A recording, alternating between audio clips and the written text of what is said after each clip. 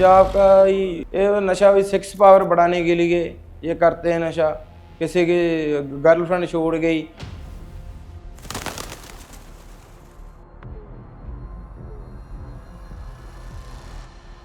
समझ लो जी मेरे नशे के कारण ही मेरी माँ जग तो चली गई।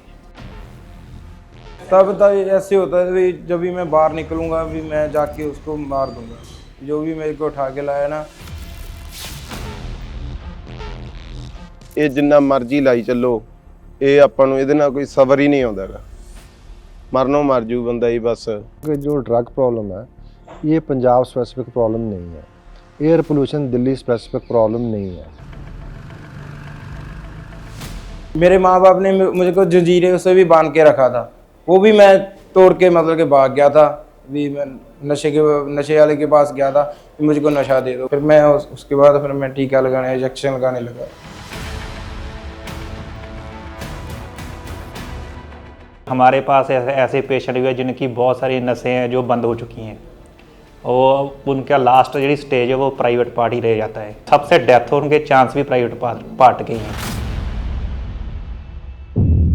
अभी 4 मंथ प्रेगनेंसी चल रही है मेरी जी। मेरी शादी को 3 साल हो गए हैं और मेरे हस्बैंड नशा करते हैं, लेकिन मुझे 3 महीने पहले पता चला है। जब मुझे पता चला कि मेरे हस्बैंड ड्रग्स ले रहे हैं, नशा कर रहे हैं, तब मुझे इतना ज़्यादा ये एहसास हुआ कि अब मैं अपने घर वालों को भी नहीं बता सकती।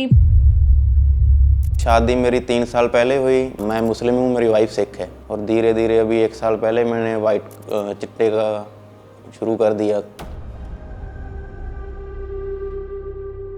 जितनी हेरोइन रिकवर होती है पूरे देश में 60% खाली पंजाब में हो रही है। कहीं ना कहीं पंजाब को टारगेट भी किया जा रहा है। यहाँ पे ड्रोन्स आ रही हैं, क्यों आ रही हैं? This is anybody's guess. मुझे बहुत ही बुरा फील होता है जब मुझे इनकी सबसे ज़्यादा ज़रूरत है, ये मेरे से दूर है। मिस करता हूँ, बहुत मिस करता हूँ, सुबह शाम फ़ोन करता हूँ। इसलिए मुझे ऐसा भी है कि ये सुधर के वापस आएंगे, तो मैंने इसी पे सब्र कर रखा है। मेरा लाइफ में सुपना था भी मैं सिंगर बनूं, आवाज़ भी अच्छी है मेरी। अपने बजुर्गां तो पहला तुर जेगा, देखी ना स्वाद चिट्टे वाली लैन दा। ओ सांभ लै तू चढ़दी जवानी सज्जना, सोचे रब हो ना जावे हानी सज्जना।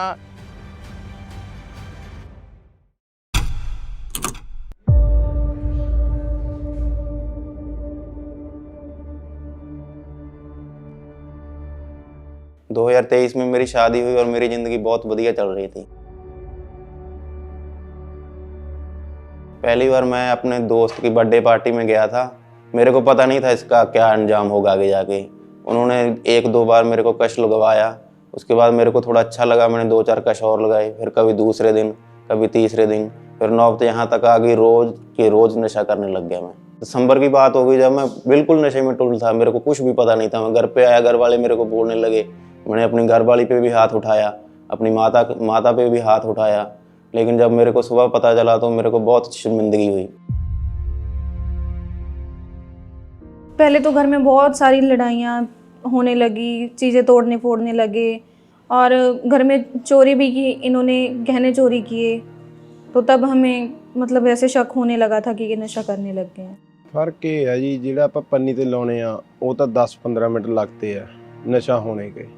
ਜੋ ਆਪਾਂ ਟੀਕਾ ਲਗਾਇਆ, ਜਦੋਂ ਨਾੜ ਦੇ ਵਿੱਚ ਟੀਕਾ ਲਾ ਲੈਂਦੇ ਆ ਜੀ, ਜਦੋਂ ਆਪਾਂ ਅੰਦਰ ਜੋ ਵੀ ਭਰਾ अंदर तक दिया है ना, वो तो बस साथ में जाके जब ब्लड में बिच जाता उससे ही नशा कर जाता बस। फिर तो बस अक्खां मिचने लगदियां, ये नहीं पता उठना कि नहीं उठना। बस ऐसा भी होया भी कई बार तो बस ਅਸੀਂ ਪਏ भी रहे हैं 2-2 घंटे 3-3 घंटे, जिथे ला लेना उत्थे ही पे रहना। नशे के बाद मन रिलैक्स हो जाता है, कुछ भी करने को मन नहीं करता, कोई किसी से झगड़ा करने को मन नहीं करता। बस ऐसे मेरे को कोई बुलाए ना, मैं शांत बैठा रहूँ अपने में मस्त। पहले मैंने मतलब कि पन्नी के ऊपर लिया, ठीक है। फिर उसके बाद मतलब कि नशा मेरे को होने मतलब नशा नहीं होता था।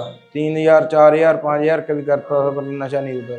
और एक दिन कोई इंजेक्शन लगा रहा था, मैंने उसके मतलब ये क्या मतलब कि किस चीज़ का लगा रहे हो? बोले भाई ये चिट्टे का ही है। मैंने कहा भाई साहब मेरे भी लगा के दो।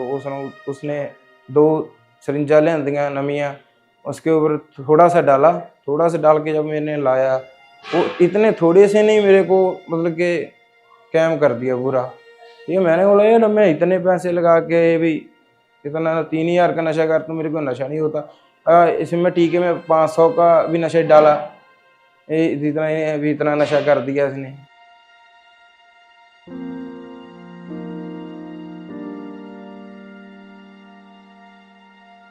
ਤੇ ਪਹਿਲਾਂ ਮੈਂ ਸਿਗਰਟਾਂ ਭਰ ਕੇ ਪੀਤਾ ਸੀ, ਭੰਗ ਦੇ ਸਿਗਰਟਾਂ ਪੀਂਦਾ ਸੀਗਾ।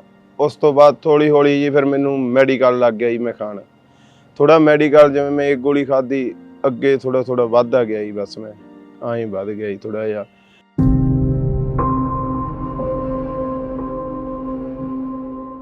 ਮੈਂ ਇੱਧਰ ਲੱਤ ਤੇ ਵੀ ਟੀਕਾ ਲਾਇਆ ਸੀਗਾ ਇੱਕ ਵਾਰ। ਮੈਂ ਇੱਥੇ ਲੱਗਾ ਨਹੀਂ ਤੇ ਮੈਂ ਲੱਤ ਦੇ ਜੋ ਪੈਰ ਦੀ ਨਾੜ ਹੁੰਦੀ ਹੈ ਨਾ, ਉਹ ਮੈਂ ਟੀਕਾ ਲਗਾ ਲਿਆ ਤੇ ਮੇਰੀ ਲੱਤ ਸੁੱਜ ਗਈ ਸੀਗੀ। ਕੋਈ ਮੇਰਾ ਨਹਾਣੇ ਕਾ ਨਹੀਂ ਸੀਗਾ ਜੀ, ਕੋਈ ਮੇਰਾ ਵਾਲ ਨਹੀਂ ਕਟਾਉਣ ਵਾਲਾ ਸੀਗਾ ਸਿਸਟਮ। ਨਹਾਉਣਾ ਨੂਣਾ ਤਾਂ ਕਾਹਦਾ ਹੀ ਆਪਦਾ ਬਸ ਨਸ਼ਾ ਹੁੰਦਾ ਜੀ। ਬਹੁਤ ਮਾੜੀ ਹਾਲਤ ਸੀਗੀ ਜੀ। ਕਮ ਸੇ ਕਮ ਉਦੋਂ ਮੇਰਾ ਵਜਨ ਸੀਗਾ 60 ਕੁ ਕਿਲੋ ਵਜਨ ਸੀਗਾ। ਜਦ ਸਭ ਮੈਨੂੰ ਇੱਥੇ ਫਾਦਰ ਸਾਹਿਬ ਮੇਰੇ ਲੈ ਕੇ ਆਏ ਆ ਤੇ ਹੁਣ ਮੇਰਾ 1 ਕੁਇੰਟਲ ਤੋਂ ਉੱਤੋਂ ਆਈ ਵਜਨ ਹੋ ਗਿਆ। ਕੱਲਾ ਮੁੰਡਾ ਸੀਗਾ ਤੇ ਸਾਰਾ ਹੁਣ ਵਡੇਪਾ ਹੀ ਰੁਲ ਗਿਆ ਸਾਡਾ, ਤਾਂ ਇਹ ਕੋਈ ਆਸਰਾ ਹੀ ਨਹੀਂ ਰਿਹਾ ਸਾਨੂੰ। ਮਾਤਾ ਵੀ ਚਲੀ ਗਈ ਇਹਦੀ ਤੇ ਮੇਰੀਆਂ ਵੀ ਤਿਆਰੀਆਂ ਹੀ ਸਮਝੋ ਹੁਣ। ਚੋਰੀ भी करता सी कभी कभी, जब लड़ता सी मेरे से पैसे मांगता सी, लड़ के मेरे से लेता सी।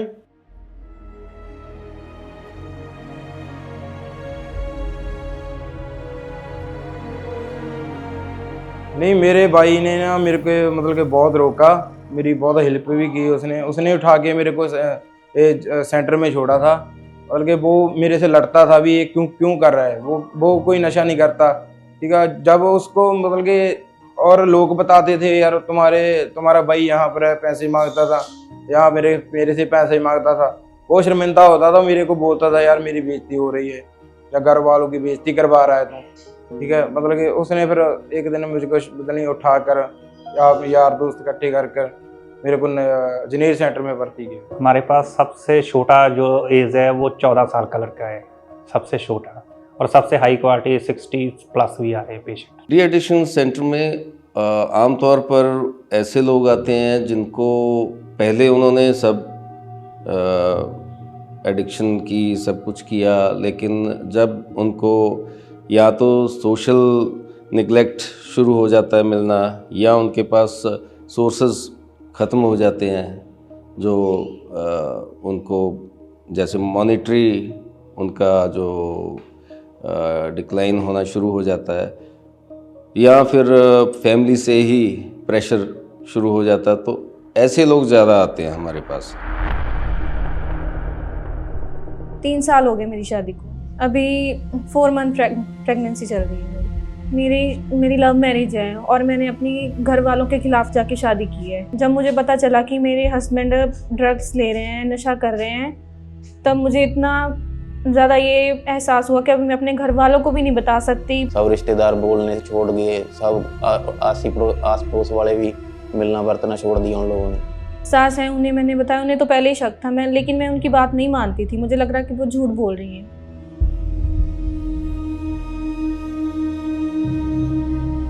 ड्रग एडिक्ट डेंजरस हो गया है, ये फैमिली मेम्बर्स को ऑलरेडी बहुत देर से पता चल रहा होता है। वो इसको इग्नोर कर रहे होते हैं, वो वहाँ तक ले आते हैं खुद ही उसको, टाइम पे एक्शन नहीं लेने की वजह से।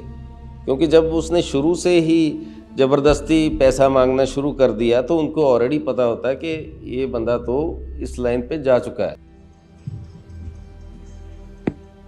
मेरी जो सास है वो आंगनवाड़ी वर्कर है, और हस्बैंड है वो थोड़ा बहुत कमा लेते हैं, लेकिन घर वही चलाती है। ये टैक्सी ड्राइवर है।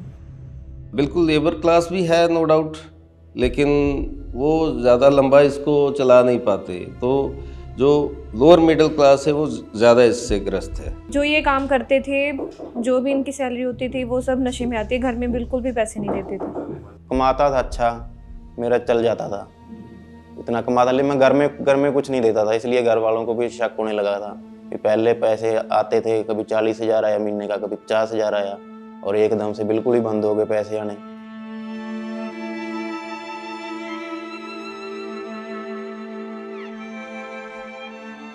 सारी फैमिली ने डिसाइड किया, क्योंकि आगे बच्चे के लिए भी सोचना था, प्रेग्नेंट हूँ, तो इसलिए हमने डिसाइड किया कि इनको ड्रग एडिक्शन सेंटर छोड़ना चाहिए, ताकि कुछ फ़र्क पड़े और ये नशा छोड़े और घर के बारे में भी सोचे, अपनी फैमिली के बारे में सोचे। खुद ही राज़ी हो गए थे कि मैं नशा छोड़ना चाहता हूँ और अपनी फैमिली के बारे में सोचना चाहता हूँ, इसीलिए खुद ही मान गए थे कि मुझे जाना है। वह पेपर पे स्टार्ट किया था, अभी तक पेपर पे ही था मैं, और अभी वाइफ प्रेग्नेंट हो गई तो मेरे को भी सोचना पड़ा घर पे बारे में। पहले मैं जो भी कमाता था सब नशे में ख़त्म कर देता था, अब आगे फैमिली बढ़ेगी तो खर्चा और ज़्यादा बढ़ेगा, इसलिए थोड़ा मैंने भी सोचा, घर वालों ने भी सोचा, और मैं यहाँ चला आया 3 महीने पहले।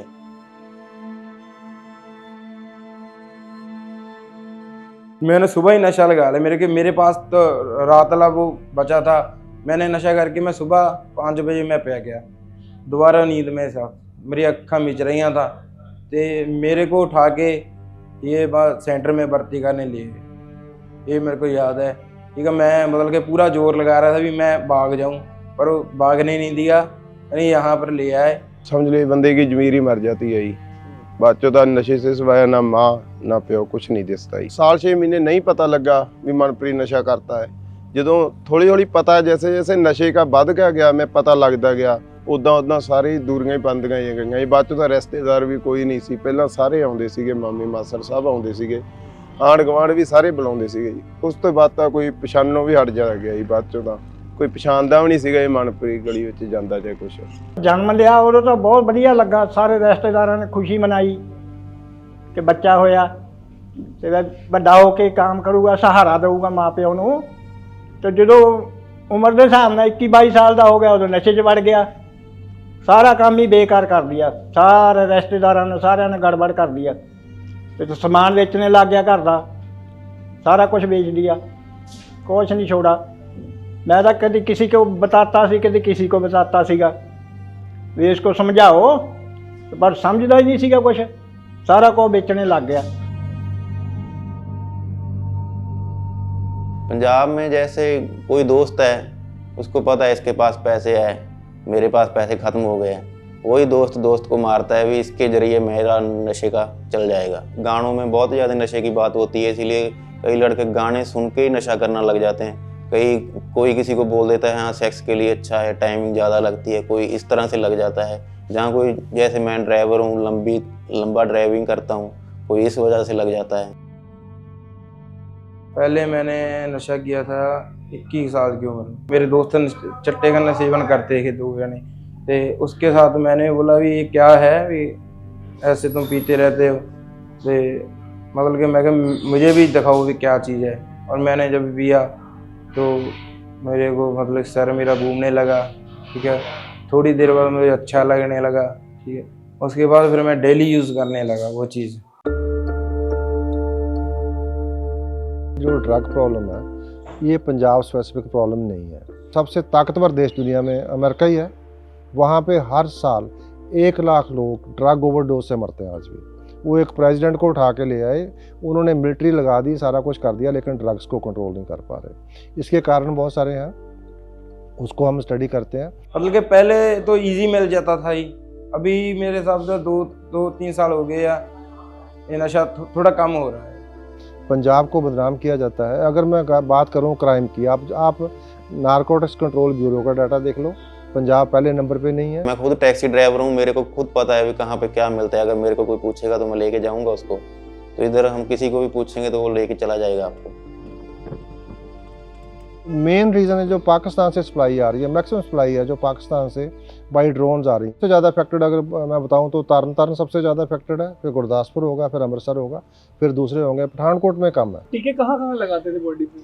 टीके जी मैं बांह पर ही लगाता सीगा, यही इत्थे मेन नाड़ होती है, इत्थे लगाता सीगा जी।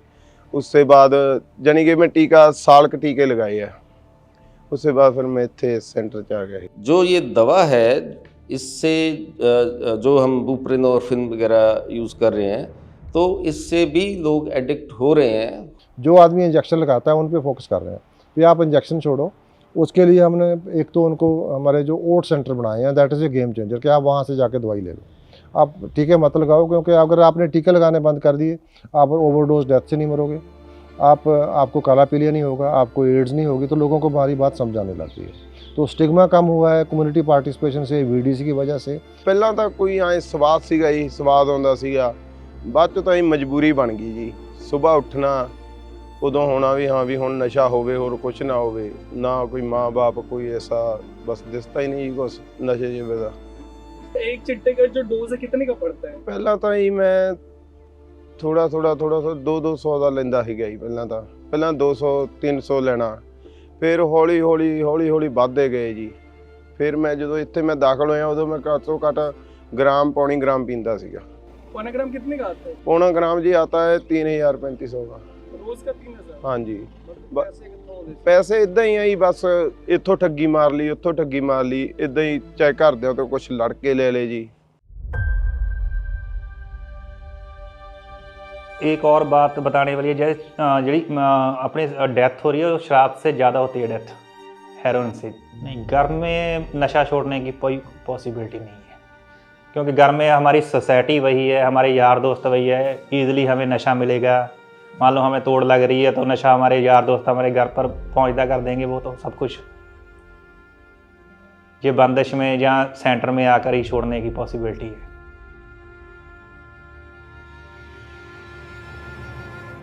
अभी ठीक है, मतलब कि मन रिलैक्स है, मतलब कि मेरे को समझ आ गई मैं नशा छोड़ सकता हूँ, और अपने यार दोस्त नशे जो करते हैं उनको भी छोड़ना पड़ेगा मेरे को नशा छोड़ने के लिए। ये मैं बता रहा हूँ आपको, 25,000 से 40,000 लोग, मतलब 1 साल का फिगर है जी। मतलब तो ये रेगुलरली हमारे जो बेड ऑक्यूपेंसी है वो 60% 70% अब रहती है, पहले नहीं थी वो। तो ये आप समझ लो कि 20-25,000 लोग हर साल नशा छोड़ेंगे। मुझे बहुत ही बुरा फील होता है जब मुझे इनकी सबसे ज़्यादा ज़रूरत है, ये मेरे से दूर है। लेकिन मुझे ऐसा भी है कि ये सुधर के वापस आएंगे, तो मैंने इसी पे सब्र कर रखा है। मतलब कि मेरी बीवी 3 महीने से प्रेग्नेंट है, मैं उनको बहुत ज़्यादा मिस करता हूँ, वो भी मिस करती है। शाम को फ़ोन आता है, 5-4 मिनट बात करते हैं, लेकिन अभी मन में ऐसा है कि काश मैं पहले ही नशा ना करता तो अभी मैं अपने घर पे होता। घर वालों को अब मेरी सबसे ज़्यादा ज़रूरत है, तो मैं अभी इधर हूँ।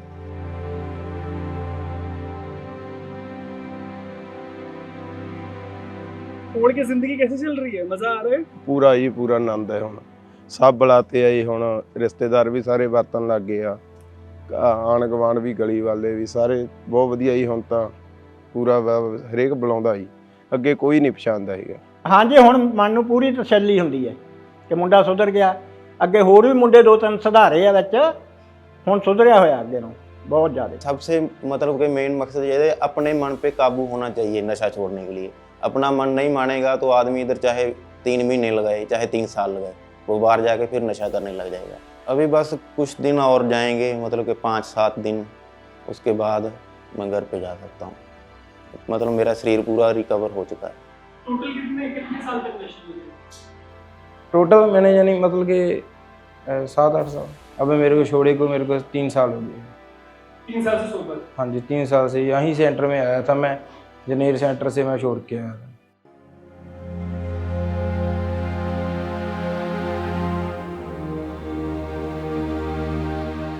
रिलैप्स रेट तो अभी मेरा ख्याल it has come down to about 15%। जहाँ से मैंने नशा छोड़ा था वहीं मैं सेंटर में सिक्योरिटी गार्ड की जॉब करता हूँ।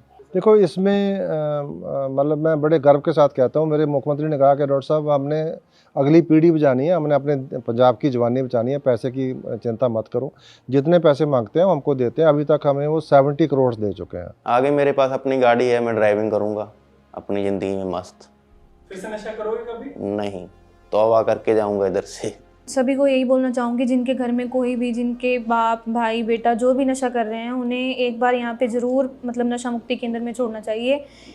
उनकी लाइफ बन जाएगी यहाँ पे आके, इनको एक बार मौका ज़रूर देना चाहिए। जो हमारे सेंटर में आ रहे हैं पेशेंट आ रहे हैं, उसको जो ट्रीटमेंट है वो 45 डेज़ का है।